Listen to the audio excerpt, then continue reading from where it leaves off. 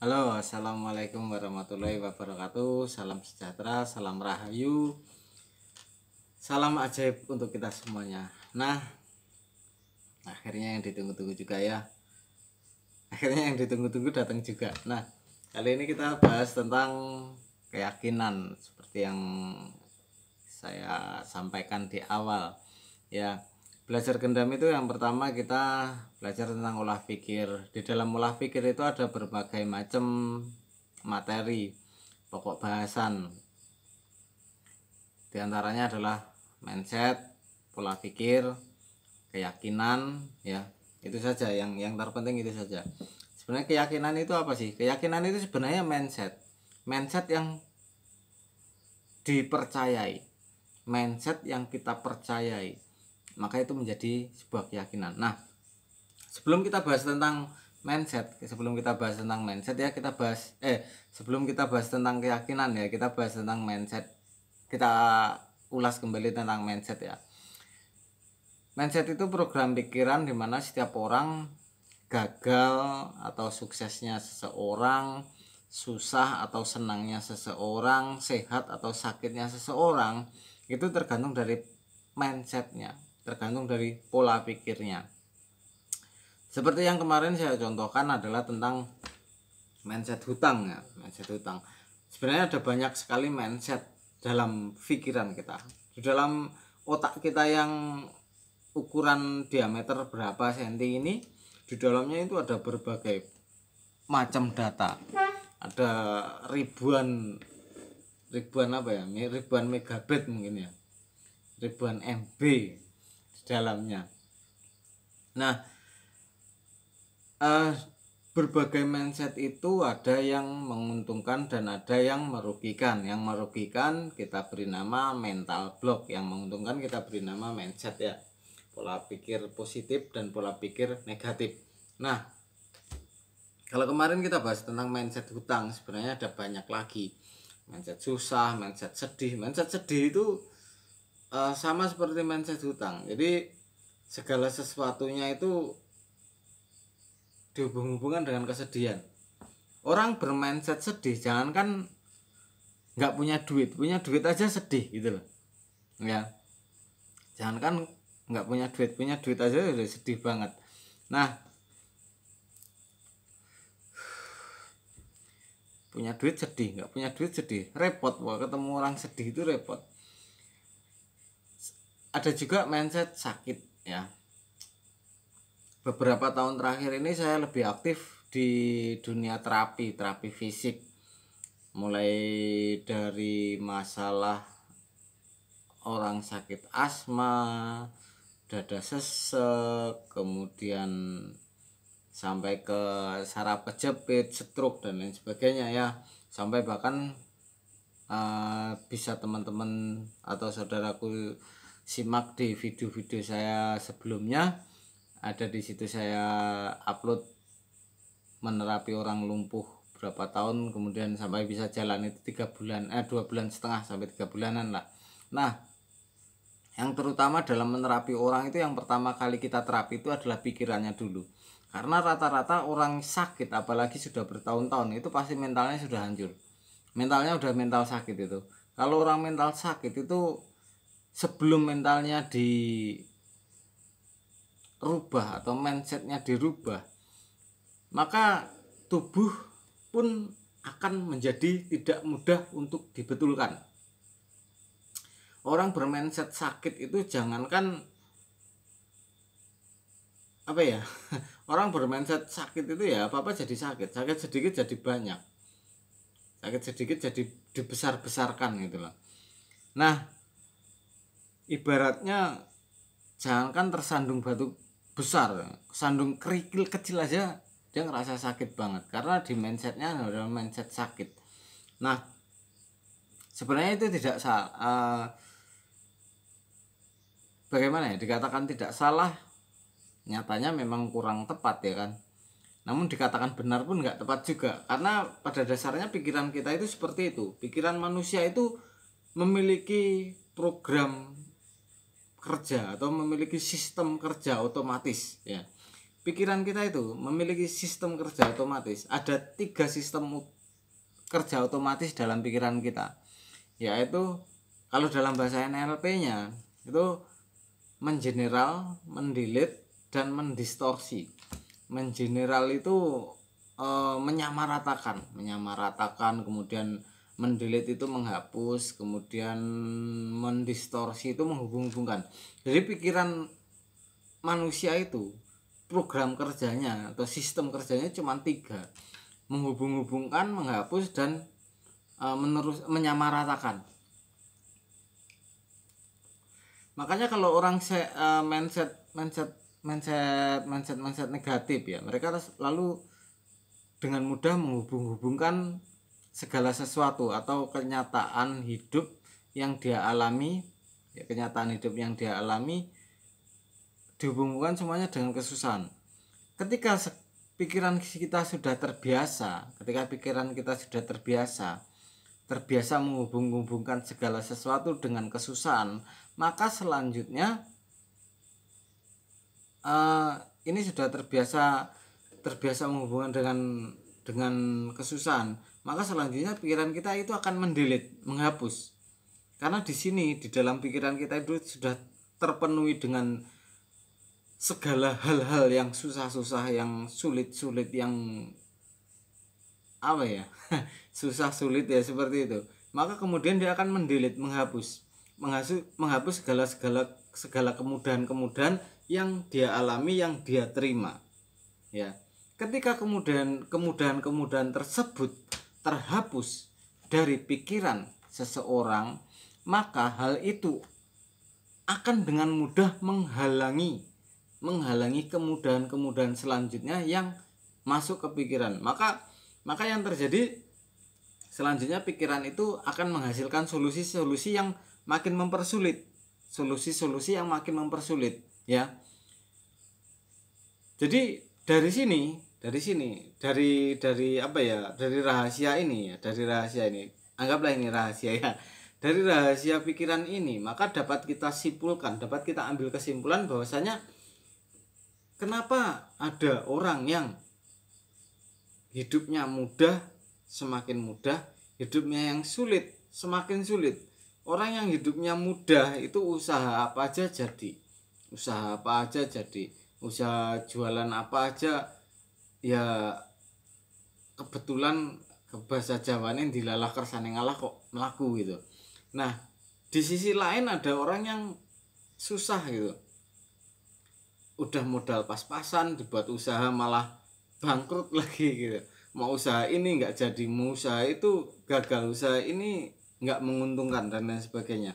Nah, dari rahasia tadi, ya, dari rahasia pikiran yang saya sampaikan tadi, disitulah dapat kita temukan rahasianya kenapa orang yang hidupnya mudah semakin mudah, hidupnya yang sulit semakin sulit, ya. Bisa dipahami ya. Dari sini bisa kita ambil kesimpulan bahwasanya keyakinan seseorang itu mempengaruhi ke kehidupan yang dia terima, kehidupan selanjutnya yang dia terima. Ngeri sekali ya kan? Sangat ngeri sekali apabila ini terjadi kepada Anda, bukan kepada saya, kepada Anda. Nah, makanya penting banget Anda mempelajari atau menyimak video ini sampai habis, ya. Dan lebih baik jika Anda menyimak seluruh materi Gendam Sagena yang akan saya sampaikan di channel YouTube ini, ya. Materi demi materi insya Allah saya bagikan di channel ini. Tapi bagi Anda semua yang menginginkan untuk memiliki buku Mahadewa Gendam Sagena ataupun modulnya, Anda bisa hubungi langsung saya, ya. Bisa komen ataupun WA saya di 0831 1082 7714. Nanti saya tulis di bawah. Nah, kembali lagi kita bahas tentang keyakinan. Ada sebuah ungkapan yang sangat gimana ya? Sebuah ungkapan yang sangat saya pegang sampai sekarang, ya. Ketika keyakinan sudah berbicara, ketika keyakinan sudah berbicara, maka sinar panas sang surya laksana sinar bulan purnama. Ya. Jadi ketika sebuah keyakinan sudah berbicara, maka kesulitan seperti apapun tidak akan terasa dalam diri Anda. Ya. Jadi keyakinan itu tidak merubah, tidak secara serta-merta merubah yang sulit jadi mudah, enggak. Namun itu meminimalkan perasaan kita dalam menjalaninya. Ketika kita mampu mengelola perasaan kita dalam menjalani kesusahan tersebut, maka kesusahan tersebut akan menjadi semakin mudah dan semakin ringan dijalani. Sama halnya dengan prinsip sistem kerja pikiran yang tadi saya sampaikan ya, bahwasanya pikiran kita itu bekerja melalui atau memiliki 3 sistem kerja otomatis ya, mengeneral, mendistorsi, dan mendelete. Ketika pikiran kita sudah terbiasa menyamaratakan atau menghubung-hubungkan segala sesuatu dengan kesusahan, maka hal itu akan menutup kemudahan-kemudahan dalam pikiran kita. Ketika kemudahan-kemudahan tertutup dari pikiran kita, maka selanjutnya yang terjadi adalah kemudahan-kemudahan kehidupan yang seharusnya kita terima itu akan berubah menjadi kesulitan ya. Nah,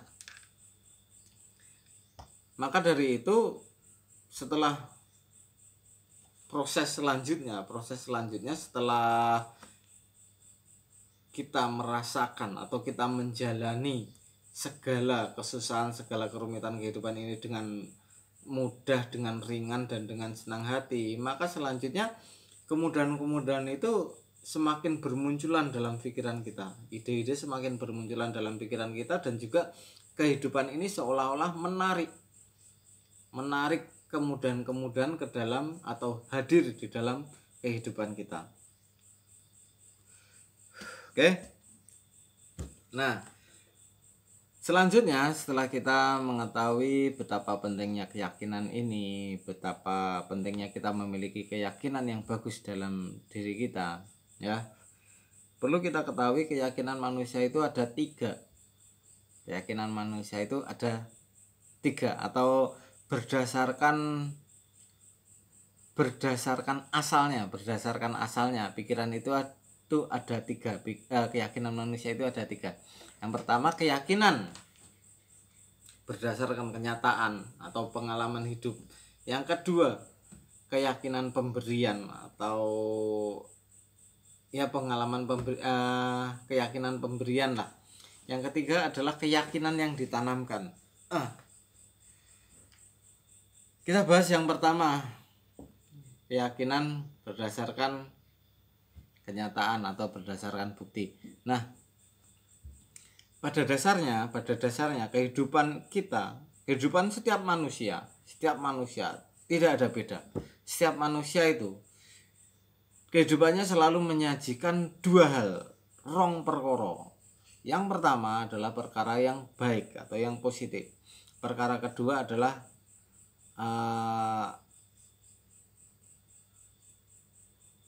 kenyataan hidup yang kurang baik atau yang kurang sesuai dengan keinginannya, kurang sesuai dengan keinginan kehidupan kita loh ya, kurang sesuai dengan keinginan kehidupan kita. Contohnya ya normal, setiap orang pasti menginginkan kemudahan hidup ya kan, tapi faktanya dalam kehidupan kita selalu dibenturkan dengan kenyataan yang mau nggak mau kita harus menerima kenyataan kehidupan itu kadang memang tidak sesuai dengan apa yang kita inginkan atau yang kita harapkan. Nah, ini tidak mudah bagi seseorang, bagi siapapun yang kurang mengetahui atau kurang mempelajari tentang diri sendiri ya. Gendam ini adalah sebenarnya tentang mempelajari diri kita sendiri. Seperti kehidupan mempelajari diri kita sendiri. Kitabnya adalah diri kita sendiri. Nah, bisa dipahami ya sampai di sini ya. Jadi kita itu sering sekali dibenturkan dengan fakta atau kenyataan hidup, bahwasanya hidup itu memang ada momen-momen kehidupan itu tidak sesuai dengan keinginan kita. tidak sesuai dengan apa yang kita harapkan. Nah, disinilah saatnya keyakinan diuji terus ya. Nah, lalu bagaimana caranya mengatasi keyakinan ini ya? Ini hanya tentang membiasakan diri. Ketika Anda sudah terbiasa untuk menghapus keyakinan yang sering membentur-benturkan Anda, ketika Anda sudah terbiasa menghapusnya, maka selanjutnya pikiran Anda kan bekerja otomatis. Jadi Anda tidak perlu berpikir keras, Anda tidak perlu menyusun strategi gimana menghilangkan, enggak. Ini akan berjalan dengan sendirinya ya. Nah, bagaimana caranya? Bagaimana cara menghapus atau merubah keyakinan seperti itu? Ya, nanti kita bahas setelah ini. Yang kedua adalah keyakinan pemberian. Apa sih keyakinan pemberian? Keyakinan pemberian itu sebenarnya terjadi dalam diri kita ya, atau masuk ke dalam diri kita itu bukan berdasarkan pengalaman hidup kita sendiri. Kalau yang pertama tadi adalah keyakinan yang berdasarkan fakta, berdasarkan bukti, berdasarkan yang kita alami sendiri, maka keyakinan pemberian ini itu keyakinan yang kita dapatkan berdasarkan pengalaman hidup orang lain atau orang yang kita lihat atau orang di sekitar kita, orang di sekeliling kita, orang di lingkungan kita. Maka dari itu kenapa dalam gendam, atau bukan dalam gendam saja sih, banyak teknik-teknik yang mengajarkan untuk kita selalu berhubungan atau berada dalam sebuah lingkungan yang positif ya.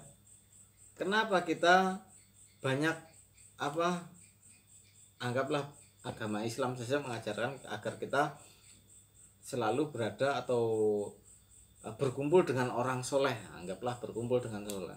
Kenapa? Karena secara nggak langsung pengalaman atau kejadian yang dialami orang-orang di sekitar kita itu mempengaruhi diri kita yang kemudian pengalaman tersebut menjadi keyakinan dalam pikiran dan dalam jiwa kita, dalam spirit kita ya. Sangat bahaya sekali. Contohnya apa? Contohnya misalkan ada tetangga atau ada teman Anda memiliki seorang teman, di mana teman Anda memiliki, anggaplah kita bahas tentang kekasih. Ada seorang teman Anda memiliki kekasih, kemudian kekasihnya tidak setia dengan ciri-ciri seperti apa gitu. Kemudian Anda mendapatkan seseorang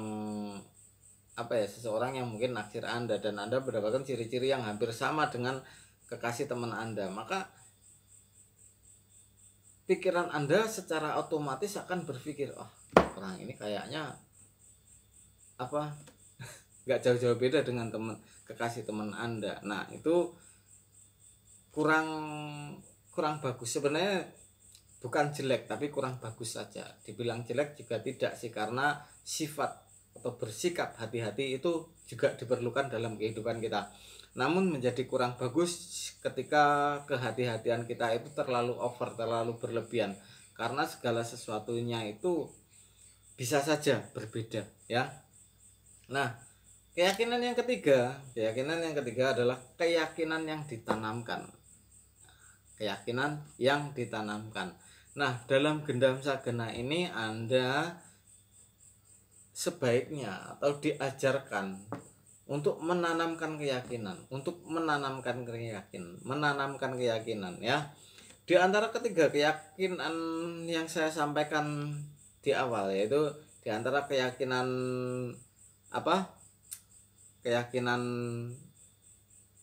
berdasarkan fakta, kemudian keyakinan pemberian, dan keyakinan yang ditanamkan.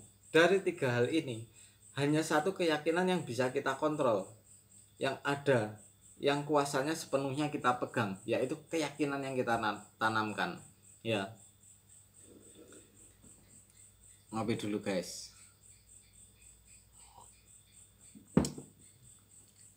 Di antara ketiga keyakinan ini, di antara ketiga keyakinan yang saya sampaikan tadi, hanya satu keyakinan yang benar-benar ada dalam kendali kita, ada dalam kendali Anda. Maka mau tidak mau Anda harus menanamkan keyakinan ini. Ketika Anda sudah memiliki keyakinan yang Anda tanamkan, maka kedua keyakinan di depan tadi, keyakinan berdasarkan fakta dan keyakinan pemberian, ini bisa Anda minimalisir. Bisa Anda minimalisir masuknya ke dalam pikiran Anda. Ya. Keuntungan apa yang kita dapatkan ketika kita menanamkan keyakinan dalam diri kita? Yang pertama, yang pastinya ya, pastinya kita semua ingin kehidupan yang baik. Kita ingin kejadian-kejadian yang baik. Kita inginkan hal-hal yang baik yang terjadi dalam diri kita. Maka yang Anda perlukan adalah menanamkan keyakinan-keyakinan yang baik pula di dalam diri Anda, ya. Anda perlu menanamkan keyakinan-keyakinan yang baik, yang positif di dalam diri Anda. Kalau di materi yang kemarin membahas tentang mindset ya, tentang mindset, bagaimana kita merubah mindset adalah dengan merubah kata-kata yang sering kita gunakan. Semudah itu saja. Jadi kita merubah mindset itu hanya tinggal kita merubah kata-kata yang sering kita gunakan. Kata-kata baik untuk diri kita sendiri dan juga untuk di luar diri kita, bisa orang lain, bisa siapa saja. Bahkan saat kita bicara sendiri, selama kata-kata yang ada di dalam hati itu keluar melalui ucapan kita, itu artinya adalah kata-kata untuk yang keluar dari diri kita, untuk orang lain, ya. Nah, jadi untuk merubah mindset cukup sederhana, yaitu merubah kata-kata yang sering kita gunakan sehari-hari, ya, baik untuk diri kita maupun untuk orang lain. Dalam kondisi apapun. Di sini diperlukan kejelian atau kreativitas kita dalam mengolah kata-kata. Misalkan nih, ya tentu saja sangat mudah bagi kita menggunakan kata-kata positif, menggunakan kata-kata yang baik untuk mengungkapkan kondisi yang baik pula. Misalkan Anda sedang dapat rezeki nih, dapat duit, otomatis mudah sekali kan kita mengucap alhamdulillah rezeki, atau kadang-kadang sering kita mengucapin rezeki anak soleh dan lain sebagainya, alhamdulillah, ya. Itu sangat mudah sekali kita mengucapkan kata-kata positif ketika kita menghadapi hal-hal yang positif. Namun bagaimana jadinya ketika kita menghadapi hal negatif? Bagaimana kita menghadapi hal negatif namun kita dituntut untuk menggunakan kata-kata positif dalam menggambarkannya. Misalkan nih, kondisi Anda sedang nggak punya duit nih, sedang nggak punya duit atau sedang sakit, atau usaha Anda sedang macet. Bagaimana Anda menghadapinya? Bagaimana Anda mengungkapkannya? Namun Anda harus tetap menggunakan kata-kata positif. Nah, contohnya gini, misalkan Anda seorang pedagang nih, sekarang dagangan sedang sepi. Bagaimana menghadapi sepi itu kan kata-kata negatif, kata-kata positifnya rame atau laris gitu. Nah, bagaimana Anda menghadapi atau mengungkapkan kondisi yang negatif diungkapkan dengan kata-kata positif, ya. Sangat mudah sekali. Anda tinggal menggunakan kata-kata lawan katanya. Kalau sepi, lawan katanya kan rame. Ya, bisa saja Anda memilih atau mengucapkan alhamdulillah lah, hari ini dagangan belum rame, daripada Anda menggunakan kata-kata sepi, ya kan. Wah, hari ini jualan lagi sepi banget, gak dapat duit gitu kan. Nah, itu satu kata negatif yang kita gunakan itu akan memancing kata-kata negatif selanjutnya yang kita gunakan selanjutnya juga. Seperti tadi saya sampaikan, wah, jualan lagi sepi nih, nggak dapat duit. Wah, itu akan memancing pikiran-pikiran negatif selanjutnya. Wah, gimana, lagi perlu butuh ini butuh itu, nggak ada duit, aduh susah sekali. Nah seperti itu kan. Nah akan menjadi berbeda rasanya, dan kemudian proses selanjutnya akan menjadi berbeda ketika kita menggunakan kata-kata positif. Misalkan, wah, menghadapi kondisi jualan lagi sepi, wah sekarang belum rame ya, jualan lagi belum rame nih, belum dapat uang ya, siapa tahu bentar lagi bisa jadi rame, siapa tahu bentar lagi ada orang beli, siapa tahu bentar lagi dapat rezeki yang lain, nah dan lain sebagainya. Bisa dipahami ya. Jadi ketika kita menggunakan satu kata-kata negatif, maka itu akan memancing pikiran kita itu sebenarnya ketika kita proses selanjutnya itu dilanjutkan oleh pikiran bawah sadar kita. Perlu teman-teman ketahui, perlu teman-teman sadari, perlu sedulur semuanya ingat, manusia itu memiliki sebuah pikiran yang namanya pikiran bawah sadar, di mana pikiran bawah sadar itu sangat cerdas sekali. Sangat cerdas sekali. Anda ajarin apa aja itu gampang banget nyantol, gampang banget terprogram dalam pikiran bawah sadar, khususnya program-program yang negatif. Khususnya program-program yang negatif. Jadi pikiran bawah sadar manusia itu mudah sekali terprogram dengan program pikiran negatif. Namun ketika diprogram dengan pikiran positif itu benar-benar perlu proses pengulangan. Sebenarnya sama-sama mudahnya ya. Ketika kita mengetahui rahasianya ya. Rahasianya gini guys. Jadi kenapa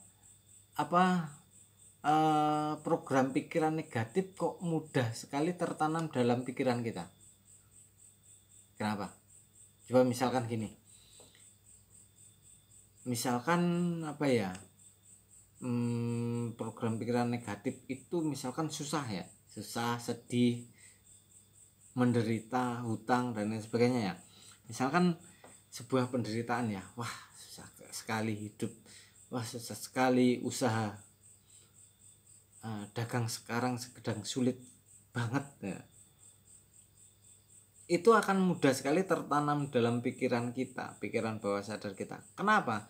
Karena ketika kita mengucapkan hal tersebut, perasaan kita itu mudah mengakses, atau perasaan kita itu mudah menggambarkan kondisi kata-kata yang kita ucapkan. Akan menjadi berbeda ketika kita kita berkata-kata positif. Hidup senang sekali, hidup ini mudah banget. Sulit tertanam dalam pikiran bawah sadar kita karena biasanya sebagian besar orang perasaannya itu terbiasa mengakses hal-hal negatif. Maka selanjutnya ketika walaupun mulutnya berkata positif, walaupun hatinya berkata positif, namun perasaannya itu sulit terkoneksi dengan kata-kata tersebut ya. Maka dari sekarang pun di Gendam ini ada materi pertama olah pikir, kemudian olah rasa ya. Nah selanjutnya itu yang harus Anda pelajari itu adalah olah rasa. Anda harus mampu, pandai, kreatif dalam mengolah rasa ya. Mengolah rasa. Latihlah perasaan Anda untuk selalu atau sering-sering merasakan rasa-rasa yang positif, rasa-rasa yang baik, bikin bahagia, dibikin seneng, dibikin percaya diri gitu, dibuat gagah segagah-gagahnya. Nah ini ada hubungannya dengan keyakinan yang ketiga tadi, keyakinan yang ditanamkan. Keyakinan yang ditanamkan itu rahasianya gini.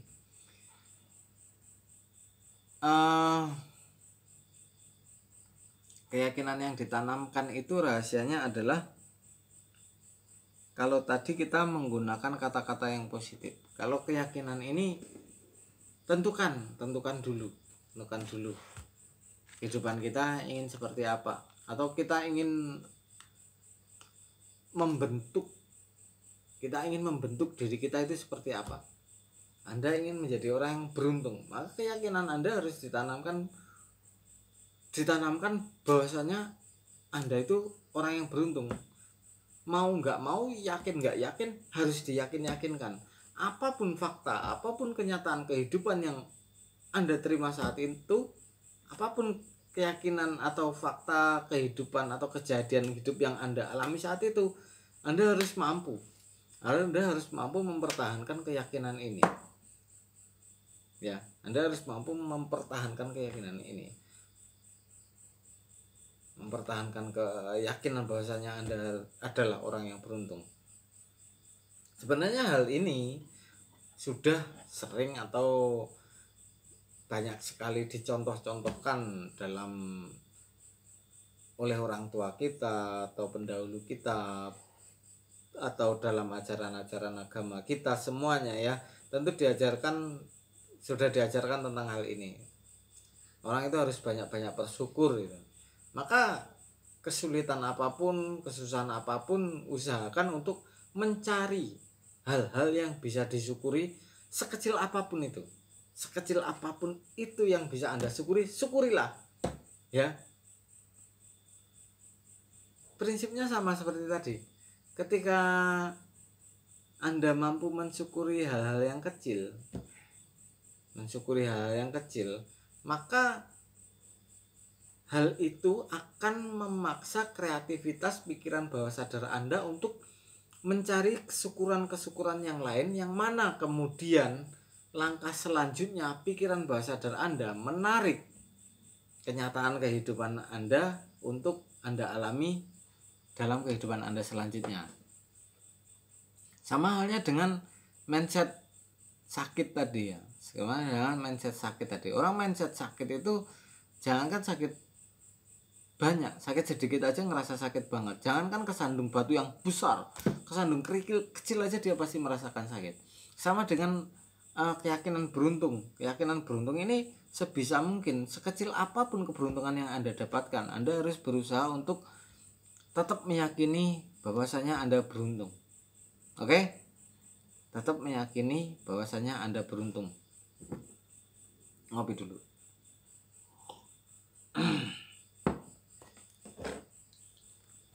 Syukuri kehidupan ini, dibuat senang, dibuat happy, dibuat percaya diri.